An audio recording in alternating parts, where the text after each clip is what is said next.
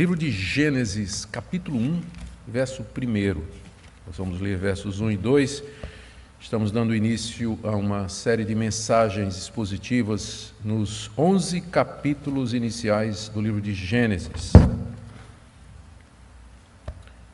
Gênesis, capítulo 1, versos 1 e 2.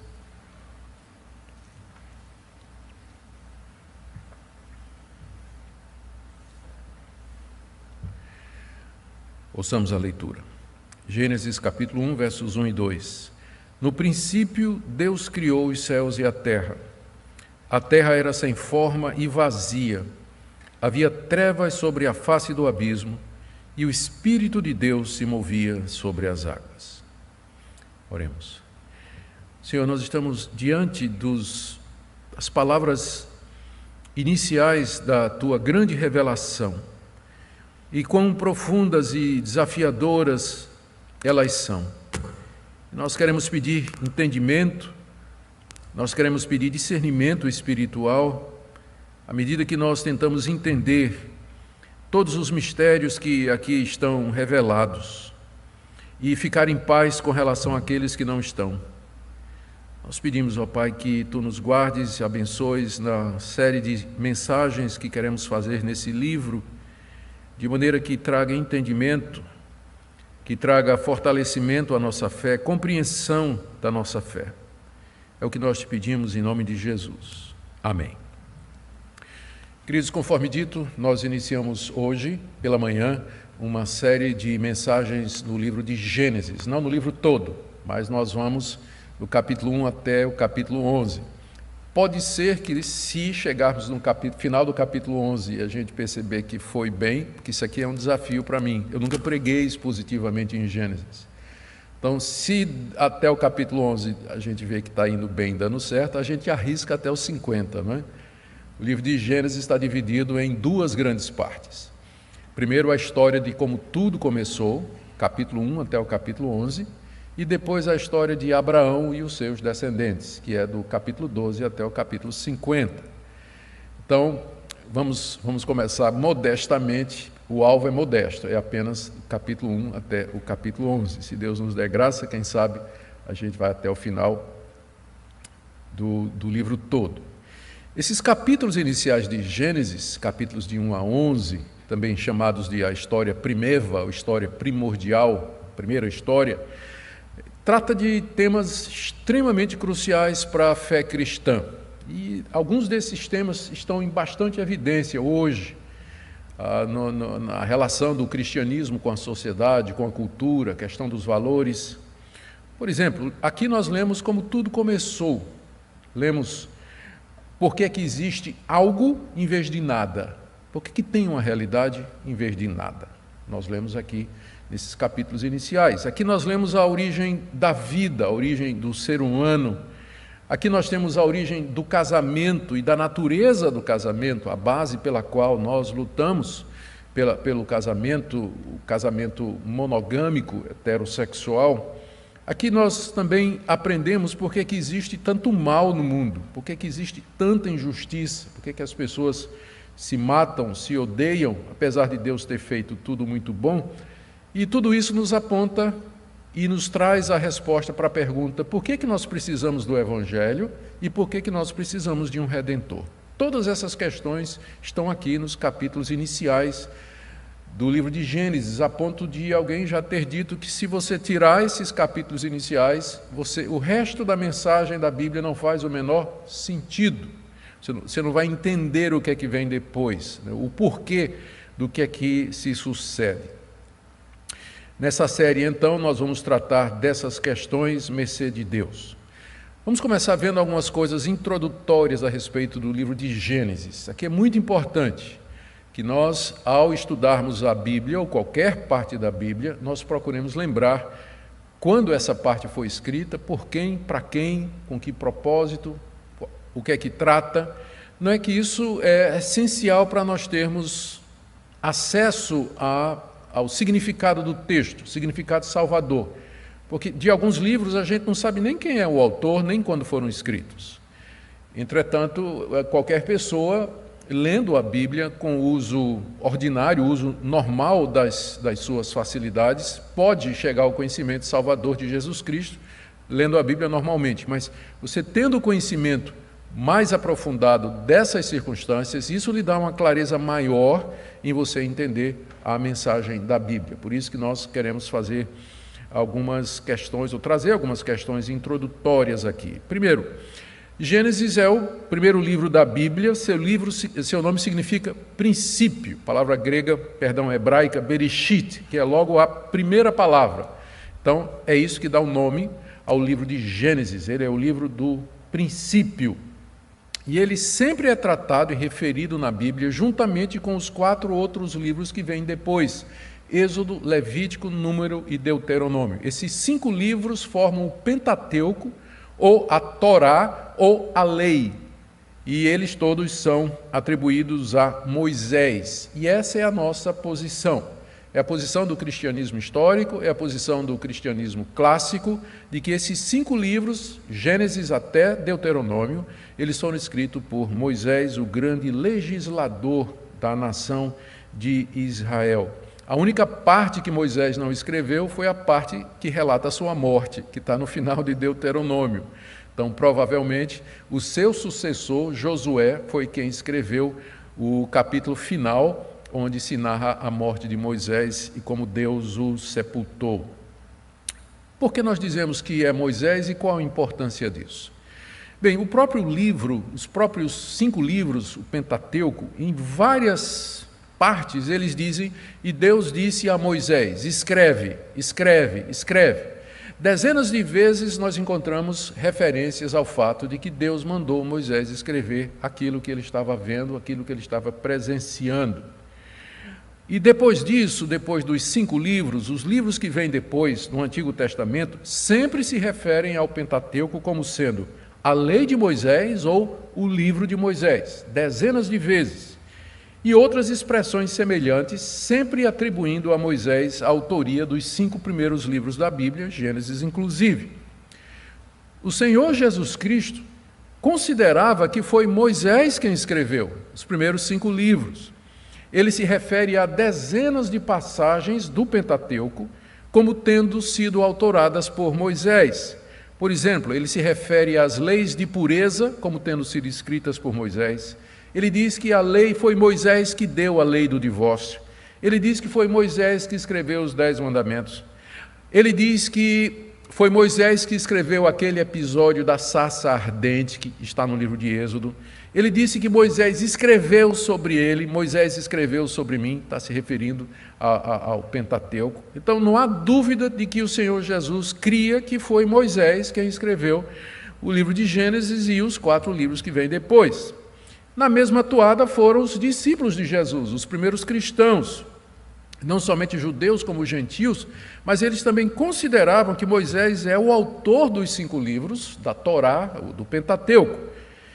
Para nós, é essencial que nós mantenhamos isso, porque se Moisés não é o autor de Gênesis e do Pentateuco, então os demais autores bíblicos estão equivocados quando atribuem a ele a autoria, e o pior, Jesus também está enganado, porque várias vezes Jesus diz que foi Moisés que escreveu. Se não foi Moisés que escreveu, Jesus se equivocou nesse ponto. E se ele se equivocou nesse ponto, quem garante que ele não se equivocou nos outros?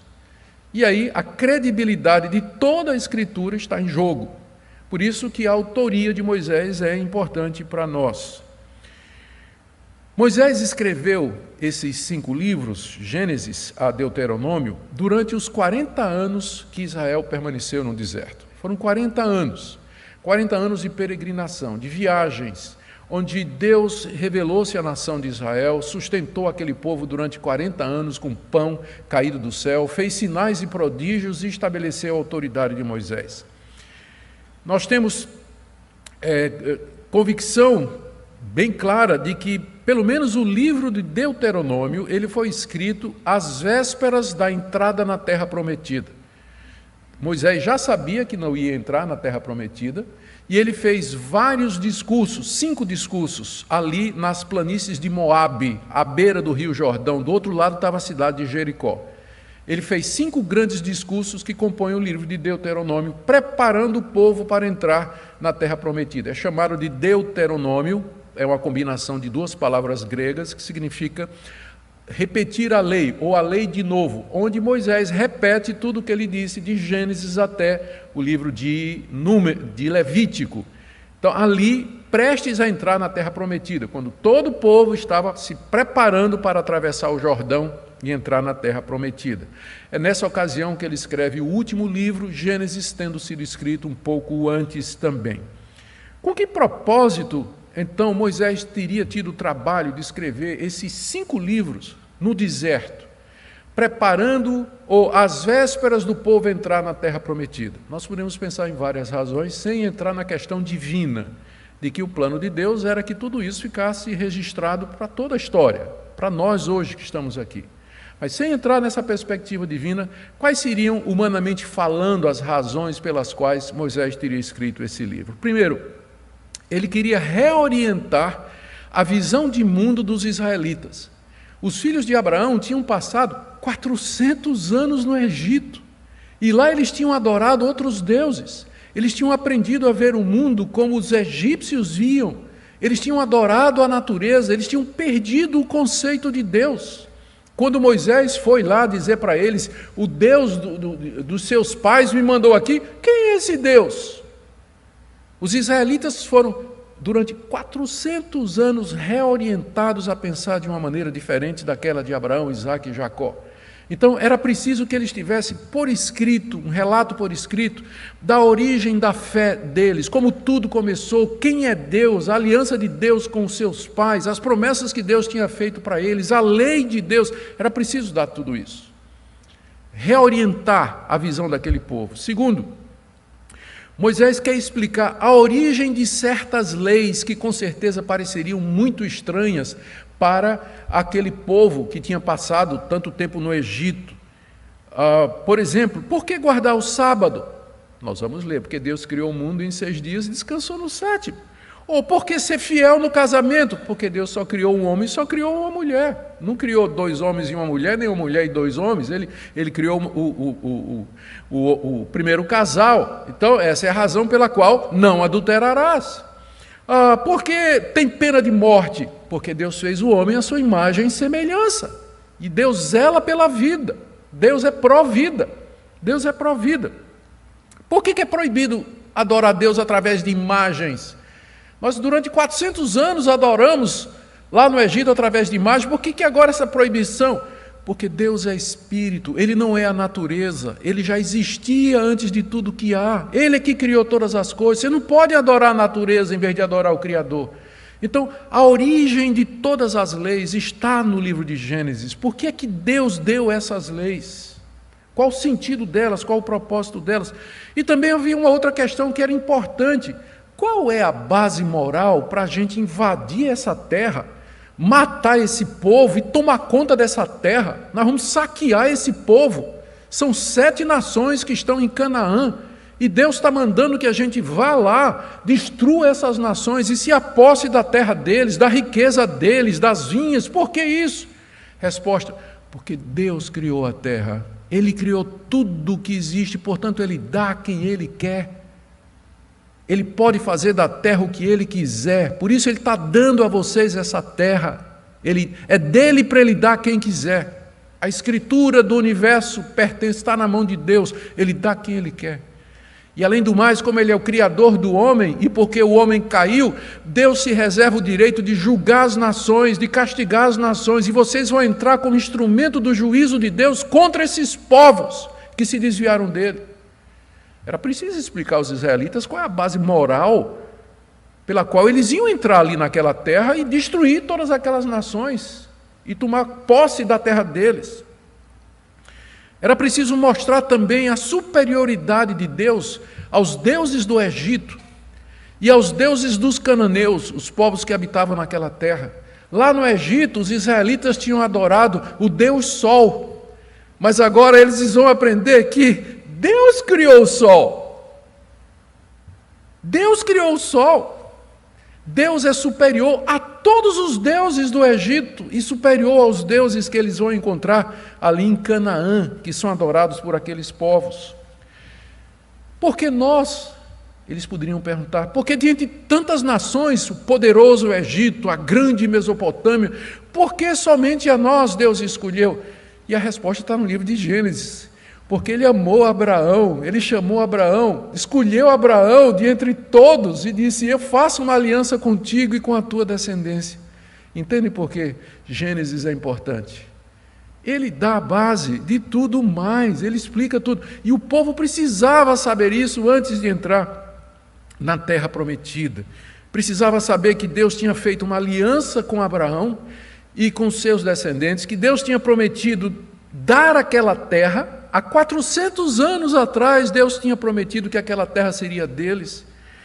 Deus fez uma aliança que tinha condições que precisavam ser obedecidas e tinha também promessas, e a mais importante era de que deles viria aquele que seria o Salvador do mundo. Em tua descendência serão benditas todas as nações da terra. Por isso que Moisés escreveu Gênesis. Por isso que ele escreveu antes de entrarem na terra prometida. Por isso que Gênesis está na Bíblia. Por isso que o nome é Como Tudo Começou. O início de tudo. Por isso que sem Gênesis o resto da Bíblia não faz sentido. Não faz sentido. A gente pergunta, né, como é que Moisés soube de tudo isso? Quais foram as fontes que Moisés usou para escrever? Ele certamente não estava lá no início, né? Então como é que ele sabe que foram 7 dias? Como é que ele sabe a sequência? Ele não estava lá no jardim quando o homem caiu. Quais são as fontes de informação para Moisés ter escrito esse livro? Com certeza, em primeiro lugar, revelações diretas de Deus. O tempo todo, no Pentateuco, Moisés aparece como sendo aquele com quem Deus falava, como quem fala com seu amigo. Deus aparecia a Moisés e eles conversavam cara a cara, cara a cara.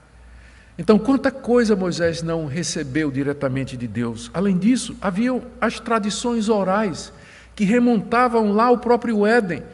Adão passou para os seus filhos, o que é que aconteceu? Que passaram para os seus filhos de geração em geração. Deus preservando até que chegasse em Moisés a tradição oral daquilo que tinha acontecido lá no início, o testemunho ocular de quem esteve lá, Adão e Eva, até chegar a Moisés. Já tinha algumas fontes escritas, inclusive, que circulavam com algumas dessas histórias. Nós lemos no Pentateuco menção ao livro dos justos. Livro dos justos. Que livro é esse? A gente não tem ideia, mas é uma fonte escrita que talvez foi usada por Moisés para compor o Pentateuco e que remonta lá ao começo. É verdade que havia relatos da criação entre outros povos, nós sabemos disso. Além do livro de Gênesis, você encontra relato entre os sumérios, você encontra relatos babilônicos e dos egípcios a respeito de como tudo começou, de como as coisas tiveram origem. E Moisés era versado em toda a sabedoria e toda a ciência do Egito, nos diz lá o livro de Êxodo. Ele foi criado na corte de Faraó, ele tinha acesso a todas essas cosmogonias, é o nome que a gente dá, a origem dos céus, ou teogonias, a origem dos deuses. Isso era comum naqueles povos, Moisés tinha acesso a tudo isso. E é interessante que essas histórias, né, elas falam sempre de que no começo era um caos primitivo. As águas e as trevas sempre existiram e os deuses brigavam entre si. Tinha um Deus que era o Deus principal que queria manter ordem, mas os subdeuses viviam brigando, era uma confusão. Que diferença, se você um dia tiver a oportunidade, leia o relato das teogonias ou cosmogonias dos pagãos, descrevendo como é que tudo começou, e compare com o relato de Gênesis. Você vai ver que diferença marcante. O que nós temos aqui é o relato verdadeiro que foi preservado por Deus de como tudo começou. Deus, através da descendência de Sete, uma vez que Abel morreu, da descendência de Sete, Deus veio preservando via Noé e até chegar em Moisés, que relatou e que serve de base, então, para o livro de Gênesis que nós temos aqui. Então, estas são algumas questões iniciais a respeito do livro de Gênesis. Elas são importantes porque nos dão o quadro maior e vão nos ajudar a entender algumas das coisas que nós encontramos aqui nesses capítulos iniciais. Depois, vencidas essas questões, vamos então ver primeiro o que Moisés ensina sobre Deus, nesses 2 versículos. No princípio, Deus criou os céus e a terra. A terra era sem forma e vazia, havia trevas sobre a face do abismo e o Espírito de Deus se movia sobre as águas. O que nós aprendemos sobre Deus a partir desse relato? Primeiro, que Deus sempre existiu. Você nota que Moisés aqui não explica a origem de Deus, ele apresenta Deus. No princípio, Deus. Quem Deus é, de onde ele veio, nenhuma palavra. Deus é apresentado como sendo autoexistente, como sendo eterno, não tem princípio, não tem fim. Ele já existia antes do mundo ser criado. Em contraste com os deuses do Antigo Oriente, nessas teogonias que eu falei, que de alguma forma foram gerados do caos da matéria, que viviam em conflito entre si, o Deus de Israel é simplesmente apresentado como aquele Deus autoexistente, para quem não se precisa dar explicação.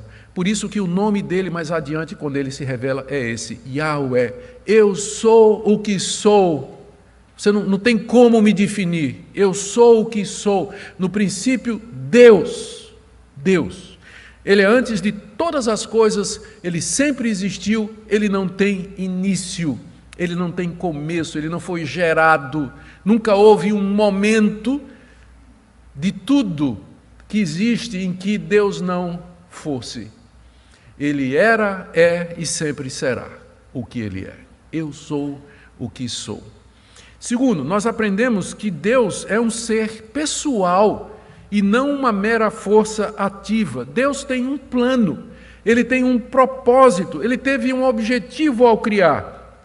Ele não criou tudo o que existe por mero capricho, como a gente vê nessas teogonias e cosmogonias pagãs. Ele tinha um alvo, porque Moisés diz aqui, no princípio, Deus criou. Se tem um princípio, é porque tem um fim. É porque tem um propósito, tem um objetivo, senão não faz sentido falar em princípio. No começo, Deus criou todas as coisas, mas ele criou então com algum objetivo, porque se tem um começo, tem um fim. Logo, Deus não é uma força impessoal, uma força ativa que está operando no meio da criação. O mundo não é regido por o acaso, por sorte, por azar, por destino, mas há um Deus que sempre existiu e que criou com um propósito. Terceira coisa que a gente aprende aqui, que esse Deus é todo-poderoso e autor do mundo. Tudo que existe foi criado por ele. Essa expressão, no princípio Deus criou os céus e a terra, é a maneira hebraica de dizer a realidade. O mundo que você pode ver e o mundo que você não pode ver. Tudo que existe, os céus lá em cima, a terra aqui embaixo. O sol, a lua e as estrelas, o sol, você contempla a noite e as estrelas, foi Deus que fez tudo.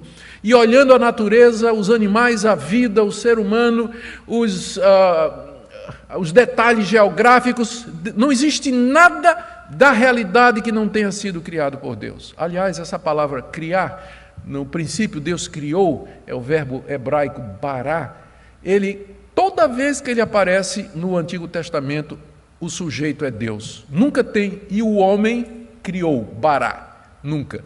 Sempre é Deus quem cria, esse tipo de ação é atribuída a Deus somente. Portanto, nós dizemos que ele criou pela sua palavra, ele criou pelo seu poder, criou tudo, ex nihilo, é uma expressão latina que é usada para dizer do nada. Ele criou do nada, não havia nada antes, ele trouxe à existência tudo o que existe pela sua palavra, que é diferente do relato da criação que os egípcios tinham ensinado aos israelitas, eles aprenderam durante 400 anos, que acreditava na eternidade da matéria, que a matéria existia, a água era eterna, que os deuses saíram de lá, nada, Deus criou ex nihilo, do nada, só pela sua palavra ele criou. Portanto, tudo pertence a Deus. E ele pode dar a quem ele quer. Ele salva quem ele quer, ele entrega a terra a quem ele quer, Ele faz o que Ele quer com a sua criação, porque Ele é o Deus Todo-Poderoso. Aliás, o nome para Deus aqui, Elohim, é o nome que também é usado em toda a Bíblia hebraica, às vezes para Deus e às vezes para os deuses, inclusive na forma plural, não está falando da Trindade ainda, mas significa aquele que é forte, aquele que é poderoso. Esse é um dos nomes de Deus. O nome pelo qual Ele vai se dar a conhecer a Israel é Yahweh, que é o Deus da aliança, eu sou o que sou. Mas aqui Ele é chamado de o poderoso, exatamente porque do nada Ele criou todas as coisas. Pela sua palavra Ele trouxe à existência tudo o que há. Quarta coisa que nós aprendemos aqui, que Deus é distinto da sua criação. Isso aqui é muito importante, gente. No princípio, Deus criou os céus e a terra. Deus já existia antes da sua criação, sem ela, na eternidade. A criação, ou tudo que existe, foi criado fora de Deus, por assim dizer, numa realidade, numa existência distinta dele. Quando nós dizemos, veja como isso é importante, quando a gente diz assim, Deus está nos céus, é uma maneira figurada de dizer, porque antes que os céus existissem, Deus já existia. Então Deus não está preso no céu, Ele não mora no céu, porque Ele é quem trouxe à existência os céus, a terra. Ele é distinto da sua criação. Os deuses egípcios e os deuses cananeus, eles não faziam essa distinção. Para eles, deuses e natureza eram uma coisa só. Os deuses eram forças presentes em todo lugar, com os seres vivos. É o que a gente chama de panteísmo ou panenteísmo. Tudo é Deus, ou tudo está em Deus. Era a visão das religiões daquela época, que a natureza era divina, por isso ele adorava o boi, a vaca, o bode, por isso adorava o sol, lua, estrela, porque para eles os deuses estavam misturados com a natureza, mas o nosso Deus é distinto da natureza. Deus não é o mundo e nem o mundo é Deus. Deus não é a alma do mundo, como nas religiões pagãs. Ele é completamente diferenciado. Aliás, foi isso que deu origem à ciência moderna, se vocês nunca se perceberam do fato. Já se perguntaram por que é que a ciência moderna ela nasce na Europa cristianizada, período medieval, quando já existiam civilizações mais antigas e de muito conhecimento, como os gregos, como os egípcios, a China, que são culturas milenares, bem antes da Europa cristã medieval. É porque todas essas culturas eram panteístas. Tentar entender a natureza era mexer com o segredo dos deuses, porque os deuses estavam em todo lugar. O trovão era Deus, o raio era um Deus, né? Thor, o Deus do trovão, vai mexer com o trovão, você vai mexer com Thor. E quem quer mexer com esse Deus, né? Eu usei o Deus mais popular por conta das séries aí, não é? Mas o cristianismo chegou e disse, no princípio criou Deus os céus e a terra. Pode examinar a terra. Foi Deus que criou. Você não vai estar mexendo com Deus. Examina para ver como é que Deus fez. Todos os primeiros grandes cientistas, eles tinham base cristã. Eles nos deram os modernos ramos da ciência exatamente porque o cristianismo desmistificou a natureza e permitiu que o homem começasse a analisar suas leis, criar a ciência e daí a tecnologia para o bem da humanidade. Hoje o cristianismo está sendo afastado da academia, mas não pode negar a sua herança. Os modernos ramos da ciência moderna nasceram exatamente do interesse do homem descobrir como o universo funciona. Isso só foi possível porque o cristianismo desmistificou, desdeificou a natureza e disse, Deus não é a natureza, nem a natureza é Deus. Deus criou toda a realidade. Ele é distinto da sua criação. E é por isso, agora, uma implicação para a época de Moisés, que Deus não aceita ser adorado através da natureza. Por isso que ele diz que não quer imagem. Por isso que você não pode fazer representações de Deus, você não pode adorar um bezerro de ouro como se fosse Deus, você não pode adorar o sol como se fosse Deus, você não pode adorar a lua como se fosse Deus, você não pode adorar o homem como se fosse Deus, porque ele é distinto da sua criação. Importante esse ponto, para você entender o cristianismo. Por que nós somos monoteístas e não temos imagens? É exatamente pela noção de Deus, por conta desses versículos aqui no início de tudo. Quinto, nós aprendemos que embora Deus Ele não é a sua criação e não deve ser confundido com ela, entretanto Ele está presente. Nós vamos ver no verso 2 que o Espírito de Deus pairava sobre as águas. Deus presente. Ele não é a sua criação, mas Ele age nela, Ele está ativo nela, por isso que tudo lhe obedece. Ao contrário das cosmogonias cananitas, onde os deuses do caos traziam problema ao Deus principal, Deus aqui é o Deus transcendente que está sobre a sua criação, trazendo ordem.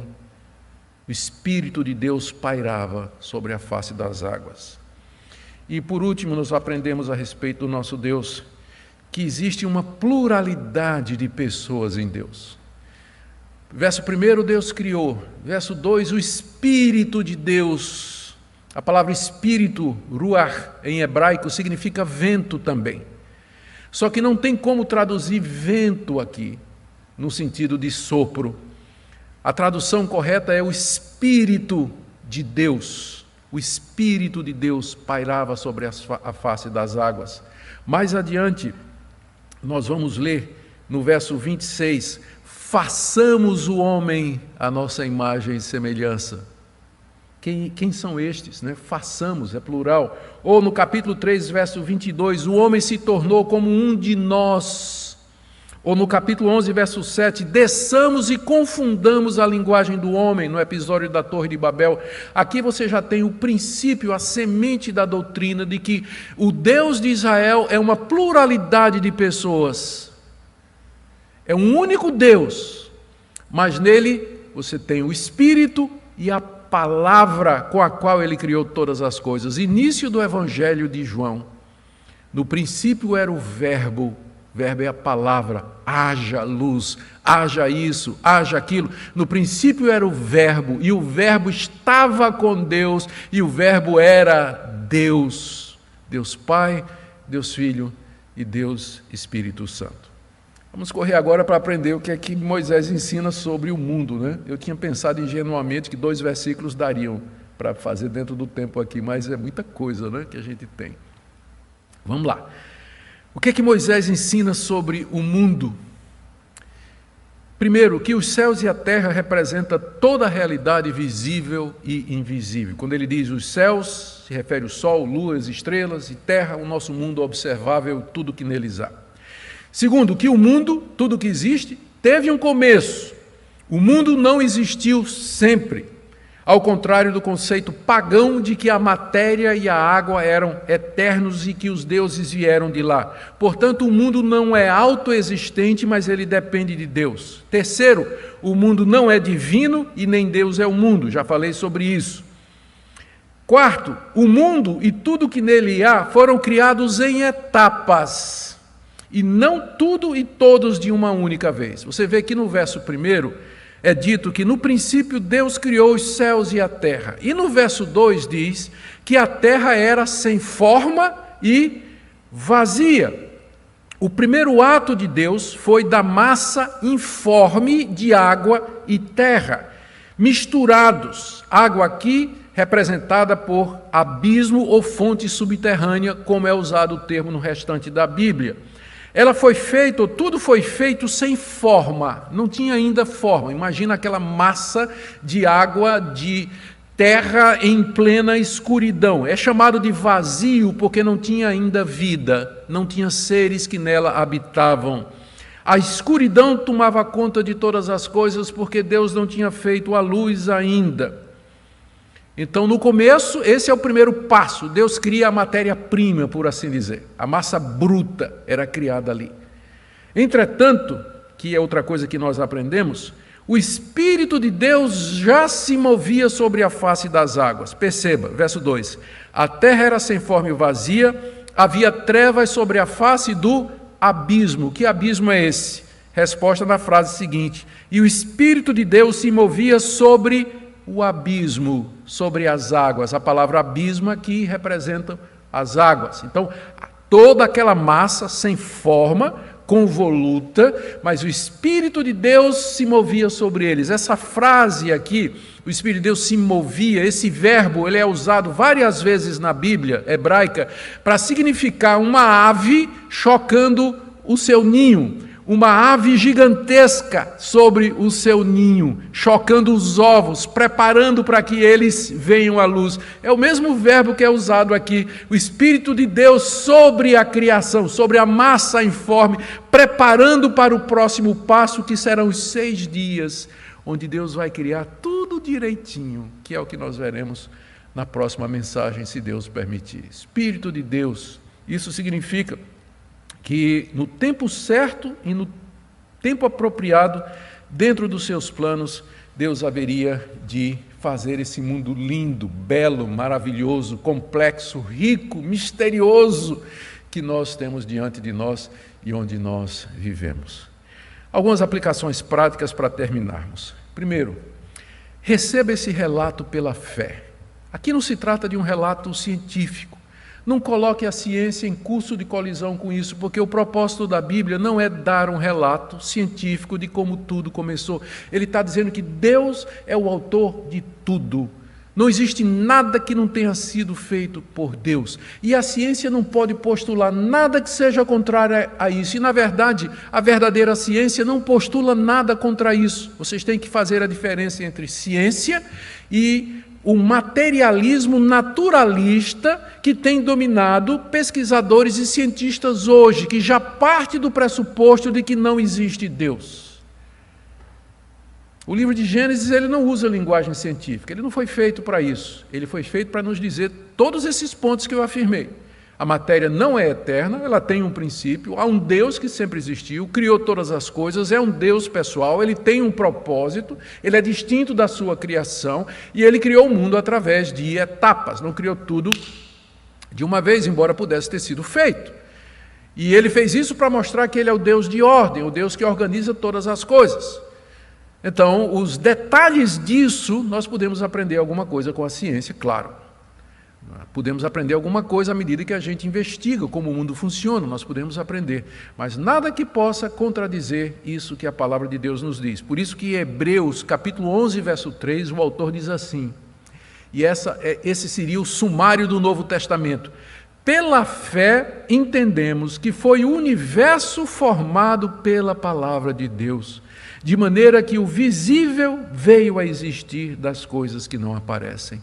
Pela fé entendemos que o universo foi formado pela palavra de Deus. Isso aqui não é uma matéria de ciência, isso aqui é uma matéria de fé. Nós cremos que foi assim.